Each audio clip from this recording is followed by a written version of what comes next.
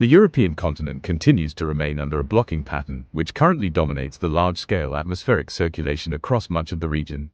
In this type of synoptic context, anticyclones effectively block the free west-to-east movement of barric systems, disrupting the normal zonal flow that would otherwise transport weather systems steadily across Europe.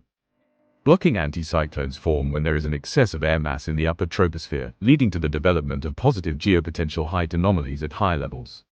The resulting downward motion, or subsidence, forces the formation and persistence of strong and well-established surface high-pressure centers, which are capable of remaining stationary for long periods of time. These anticyclones favor air movement predominantly along the longitudinal axis, rather than along the latitudinal axis, as would normally occur in a more undisturbed atmospheric circulation. As a consequence, the flow becomes increasingly meridional, allowing for larger north-south exchanges of air masses and enhancing temperature contrasts across the continent. Thus, beginning around the Christmas period, the anticyclones that were previously established over Scandinavia have gradually shifted southward and westward and are now positioned over the British Isles. As a result, weather conditions in this region will remain predominantly dry, but increasingly cold, as cold air is advected southward and southwestward along the North Sea, feeding into the circulation around the high-pressure system. Cold conditions will be further sustained by descending air from higher levels toward the surface, which leads to air mass accumulation near the base of the anticyclone. This process promotes temperature inversions and is a very common feature of strong wintertime high-pressure systems. Although temperatures across the British Isles are expected to remain slightly below climatological averages, with generally fair, calm, and stable weather, the same cannot be said for much of the rest of the continent, where very large volumes of cold air will be transported southward and southeastward. Such a transport is commonly referred to as an Arctic blast, and is generated by the interaction between a blocking anticyclone and one or more nearby cyclonic systems. The combined rotation of these pressure centers forces polar air masses to move coherently in the same direction, creating an efficient mechanism capable of transporting extremely large amounts of cold air over long distances. This is precisely the scenario expected to unfold during the coming week. We therefore observe a new and significant transport of very cold polar air from high latitudes toward the European continent. This air mass will reinforce below-average temperatures across Central Europe, while at the same time allowing several temperate cyclones to move southward along its eastern and southeastern flank. These systems will bring periods of snowfall to eastern parts of the continent, although overall precipitation amounts are not expected to be particularly high.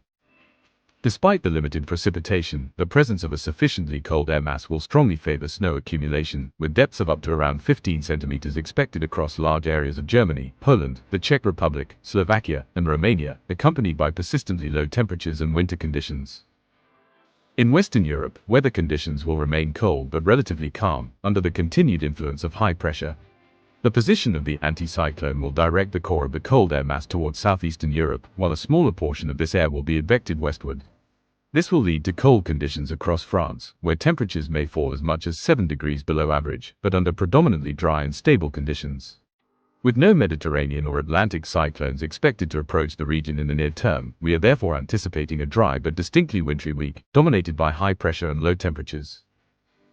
A more unusual situation is currently present over Spain, where an Atlantic cyclone has become trapped beneath the anticyclone. The circulation around the high-pressure system prevents the low from progressing eastward, forcing it to remain nearly stationary and gradually leading to its weakening and eventual dissipation. Before dissipating completely, this system may still produce some precipitation, delivering several liters per square meter to northeastern Spain and to parts of the south, particularly in the Seville region, over a limited period of time.